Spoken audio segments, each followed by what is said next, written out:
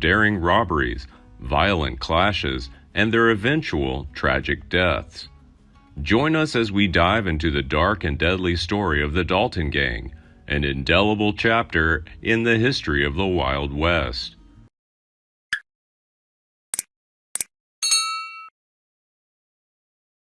The Dalton Gang, a notorious criminal gang, operated mainly in Oklahoma and Kansas during the tumultuous 1890 to 1892. Also known as the Dalton Brothers because their four members are brothers, the gang's criminal activities centered on daring train and bank robberies, sent shockwaves through the region. The Dalton Brothers were part of a large family with parents James Lewis Dalton and Adeline Younger Dalton. Lewis Dalton moved from Kentucky to Coffeeville, Kansas in the late 1840s. In Coffeeville, Lewis entered the horse business and ran a tavern in Westport, Missouri. Meanwhile, the older brother of Adeline Younger Dalton is the father of Bob Younger, Cole Younger, and James Younger. In 1886, the Dalton family again moved to Coffeeville, Kansas. This rugged and unspoiled area has a dark history of violence, marked by the presence of infamous groups such as Quantrill's Raiders and other guerrilla factions that were active during the Civil War along the Missouri-Kansas border. When the Oklahoma Territory opened for settlement in 1889, the Dalton family ventured south. Tragically, during their journey, Lewis passed away, leaving Adeline to raise her children alone. Undeterred, Adeline persevered and made a bet along the banks of Kingfisher Creek in Indian Territory, where she and her family initially resided in a small house. At this time, the Dalton brothers began to earn a living on their own. Sometime later, the two brothers sided with the law, taking on the roles of vice marshals of the United States. Their brother Frank Dalton was appointed deputy marshal for the federal court in Fort Smith, Arkansas, while Bob Dalton served with him on several assignments. However, tragedy struck on November 27, 1887, when Frank Dalton was killed in a gunfight with the Smith-Dixon Gang while on duty. Later, Grat Dalton followed in his brother Frank's footsteps. Initially, he served as deputy field marshal in Fort Smith, Arkansas. 2 years later, in 1889, Grat assumed the role of deputy marshal for the Muskogee Court in the Indian Territory. It was during this time that an incident occurred which resulted in Grat being shot in the arm while trying to apprehend a suspect. Meanwhile, Bob Dalton was also appointed deputy marshal for the federal court in Wichita, Kansas. Later on, Bob would become the leader of the Dalton Gang, known for their daring exploits. Even at the age of 19, Bob killed a man, claiming it was just an act of duty. On the other hand, Emmett Dalton was acting as a supporting member in the various missions of the Cousins.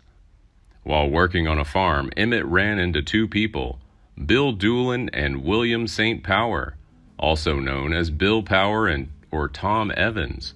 Both arrived in the area after herding a herd of cattle from the Pecos. Emmett also became acquainted with several other cowboys who worked on nearby farms, who later became part of the gang. These include Charlie Pierce, George Bitter Creek Newcomb, Bill McElhenney, Charlie Bryant, and Richard Dick Broadwell, alias Texas Jack, and John Moore. Fate will eventually bind these men, tying them together in the infamous annals of the Dalton Gang. Subsequently, Bob Dalton, along with his brother Emmett, faced charges of participating in the illegal sale of whiskey within the limits of Osage Country on March 21, 1890. Released on bail, the duo ventured to New Mexico, forming their first gang. In this capacity, Bob enlisted the collaboration of George Bitter Creek Newcomb, Bill McElhenney, and black-faced Charlie Bryant. Embarking on their criminal activity, the Dalton Gang staged their first robbery in New Mexico. Upon infiltrating a mining camp, the group becomes entangled in a game of faro where they lose big. Suspecting foul play, they pulled out their guns, reclaimed what was lost, and robbed the players of all their money. Bob and Emmett then escaped to California, seeking refuge with their younger brother Bill, who has established himself as a wealthy farmer and rancher. After their stay in California, Bob and Emmett returned to the Indian Territory, where they reunited with old acquaintances on the ranch of Emmett, Charlie Bryant, and Bitter Creek Newcomb. Seizing the opportunity in May 1891, the daring group embarked on a train robbery in Wharton, Indian Territory, netting a substantial sum of $1,800. Meanwhile, their brother Grat Dalton faces a different fate in California. On July 3, 1891, he was found guilty of train robbery and later sentenced to 20 years in prison. As events unfolded, in August of the same year, Charlie Bryant fell ill and was taken to medical care in Hennessy, Oklahoma Territory. While recovering at a local hotel, Bryant was arrested by Deputy Field Marshal Ed Short. Since Hennessy did not have a prison, Bryant was escorted on a train to the federal prison in Wichita. Unexpectedly, Bryant grabbed a gun during the journey and tried to escape. A fierce gun battle broke out between Bryant and Short, resulting in both men being killed by the other's shots. The Dalton Gang continued to carry out the heist, this time targeting the Missouri-Kansas-Texas Railroad near Wagoner in the Indian Territory. Joining Bob and Emmett are Bitter Creek Newcomb, Bill Power, Dick Broadwell, Charlie Pierce, and Bill Doolin.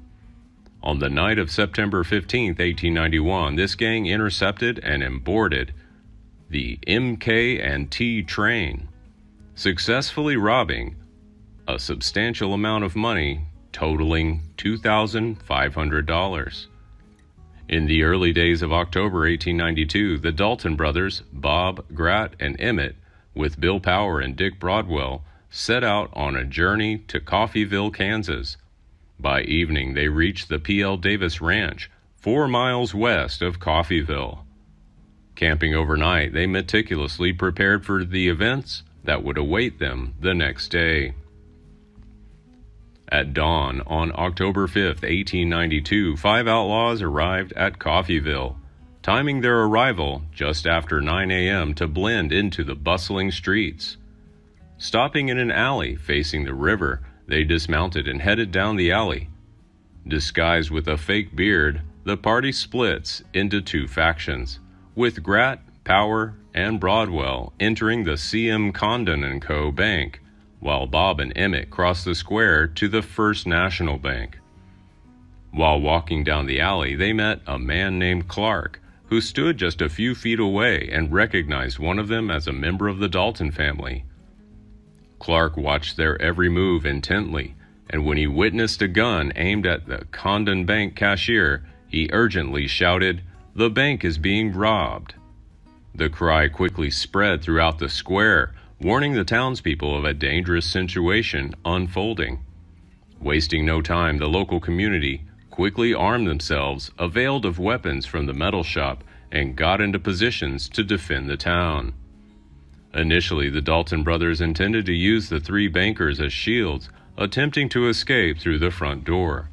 However, when the townspeople opened fire, they quickly reconsidered their plan and chose to find a way out through the back door. Amidst the chaos at Condon Bank, bullets began to burst through the windows, prompting Grat, Broadwell, and Power to rush out of the bank and into the town square. All 3 were hit by bullets as they ran towards the alley. Meanwhile, Bob and Emmett Dalton run around a block, stopping briefly to kill 2 armed citizens. After that, they gathered in the alley together with Grat and the others. Seeking shelter behind a wooden crate, Grat prepared his gun for defense. As John J. Clower, Carrie Seaman, and Marshall Connolly pursued them into the alley, Grat opened fire, killing Marshall Connolly. Bob Dalton was hit by a bullet, sat down for a moment, fired several shots before collapsing and dying. Under those circumstances, John Cloher knocked Grat out with a bullet in the neck. Power hit the bullet and died in the alley. Wounded, Broadwell tried to get on his horse to escape, but a short distance away, due to excessive blood loss, he fell and died by the side of the road. Emmett, who was carrying a bag of money, tried to get on his horse, but was hit in the right arm and leg. At the same time, Carrie Seaman quickly pulled out her shotgun and shot Emmett in the back, forcing him to collapse in the alley. In the end, Emmett raised his injured hand and surrendered. Emmett was then taken to Dr. Wells' office with multiple injuries. The doctor said that Emmett was very unlikely to survive. However, Emmett survived. In just 16 minutes after the attackers broke into the bank, 8 men were dead and 3 were injured. Besides the 4 dead outlaws, 4 local men also fell victim to the tragic event, including Marshal Charles Connolly, Lucius Baldwin, George Cubine, and Charles Brown. Later, Emmett appeared in court and was sentenced to life in prison. In 1907, Emmett was pardoned. In California, Emmett returned to a peaceful life and later wrote a famous book about the Dalton Gang titled When the Daltons Rode. The book was published in 1931. According to historical data, many historians suggest that Bill Doolin was the 6th member of the gang that attacked Coffeeville. He kept the horses in the alley and was the only member to escape. In the end, Bill Dalton joined former members of the gang, like Bitter Creek Newcomb, Charlie Pierce, and several others, who would terrorize the territories for several years as the famous Doolin-Dalton Gang. Please like and share if you find the video content interesting and useful. Don't forget to subscribe to the channel and comment below so as not to miss the upcoming interesting videos. Thanks for watching.